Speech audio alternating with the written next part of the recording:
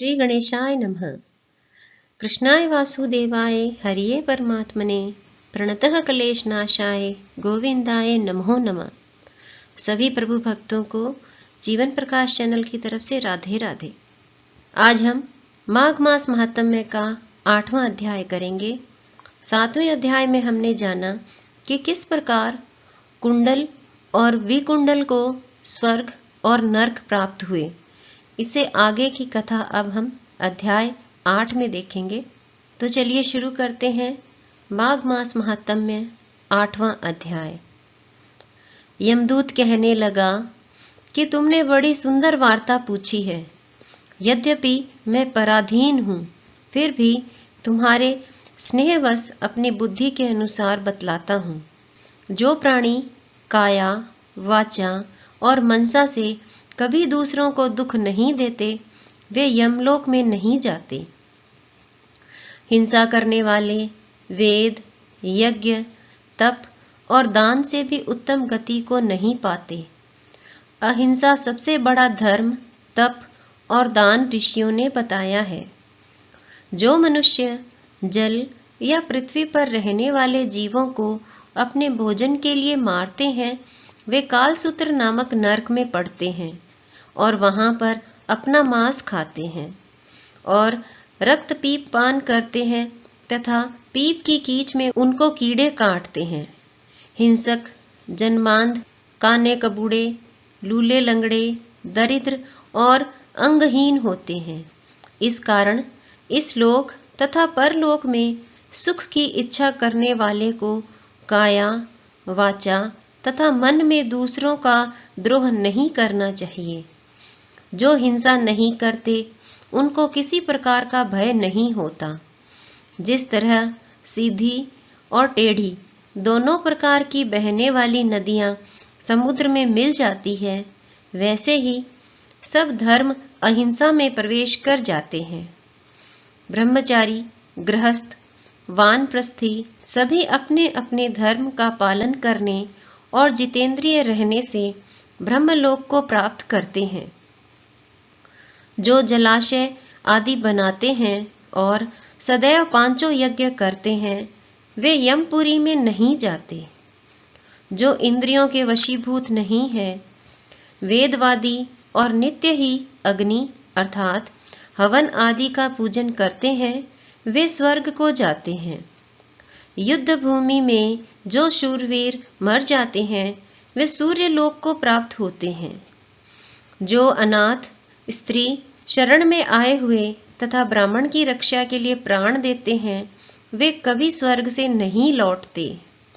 जो मनुष्य लूले, लंगड़े, वृद्ध, अनाथ तथा गरीबों का पालन करते हैं, वह भी स्वर्ग में जाते हैं। जो मनुष्य गौओं के लिए पानी का आश्रय करते हैं तथा कुआं, तालाब और बावड़ी बनवाते हैं, वे सदैव स्वर्ग में निवास करते हैं। जैसे जैसे जीव इनमें पानी पीते हैं, वैसे ही उनका धर्म बढ़ता जाता है। जल से ही मनुष्य के प्राण हैं। इसलिए जो प्याऊ आदि लगाते हैं, वह अक्षय स्वर्ग को प्राप्त होते हैं। बड़े बड़े यज्ञ भी वह फल नहीं देते जो अधिक छाया वाले वृक्ष मार्ग में लगाने से देते हैं। जो मनुष्य वृक्ष रोपण करता है, वह सदैव दानी और यज्ञ करने वाला होता है। जो अच्छे फल और अच्छी छाया वाले मार्ग के वृक्षों को काटता है, वह नरकगामी होता है। तुलसी का पौधा लगाने वाला सब पापों से छूट जाता है। जिस घर में तुलसी वन है, वह घर तीर्थ के समान है और उस घर में कभी यमदूत नहीं जाते। तुलसी की सुगंध से पितरों का चित्त आनंदित हो जाता है और वे विमान में बैठकर विष्णु लोक को जाते हैं। नर्मदा नदी का दर्शन, गंगा का स्नान और तुलसी दल का स्पर्श, यह सब बराबर फल देने वाले हैं। हर एक द्वादशी को ब्रह्मा भी तुलसी का पूजन करते हैं। रत्न, सोना, फूल तथा मोती की माला के दान का इतना पुण्य नहीं जितना तुलसी की माला के दान का है। जो फल आम के 1000 और पीपल के 100 वृक्षों को लगाने से होता है, वह तुलसी के एक पौधे के लगाने से होता है। पुष्कर आदि तीर्थ, गंगा आदि नदी, वासुदेव आदि देवता सब ही तुलसी में वास करते हैं। जो एक बार, 2 या 3 बार रेवा नदी से उत्पन्न शिव मूर्ति की पूजा करता है, अथवा स्फटिक रत्न के पत्थर से आप निकले हुए तीर्थ में पर्वत या वन में रखी हुई शिव की मूर्ति की पूजा करता है और सदैव ओम नमः शिवाय मंत्र का जाप करता है, यमलोक की कथा भी नहीं सुनता।